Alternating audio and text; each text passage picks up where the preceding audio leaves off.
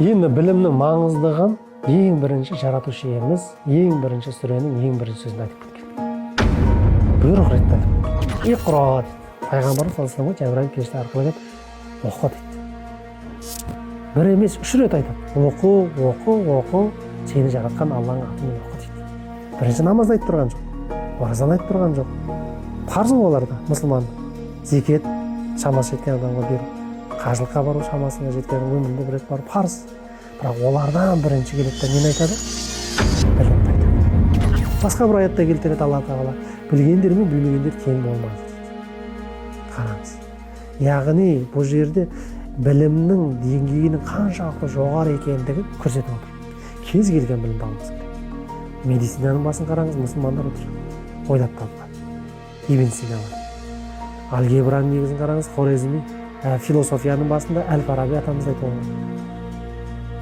Кез келген ғылыми қазіргі таңдағы жеткен жетістіктеріміздің көбінің басында мұсылмандар тұрғанын көріп отырды. Орта ғасыр кезінде осыларды ойлап тапты. Яғни бұл нені көрсетеді? Мұсылман адамның сауатты болуын көрсетеді.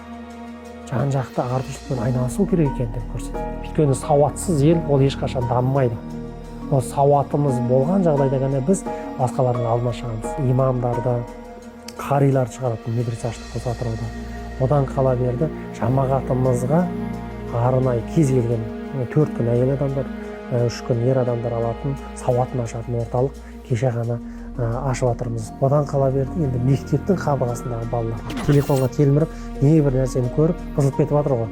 Сол бос уақытында ана жерде жатақханаларда жатып сауатын ашсын, қосымша тарихты білсін, ағылшындарын білсін, діни білімдер алсын, шыққаннан кейін ол дәрігер болып кете ме, заңгер болып кете ме, өз таңдаған мамандығына кете барсын. Бірақ Құдайдан қорқатын пендені шығаратын медресе салып жатырмыз осы жерден. Мектептің қабырғасындағы балалар тәрбиемен бірге білім алып шығатын жағдай жасалынса, меніңше бұл қазақ елін біз жан-жақты рухани тұрғыдан дамытып, елдің бәрі бізге аузын ашып қарайтын үлгілі мемлекетке айналдырамыз деп ойлаймын.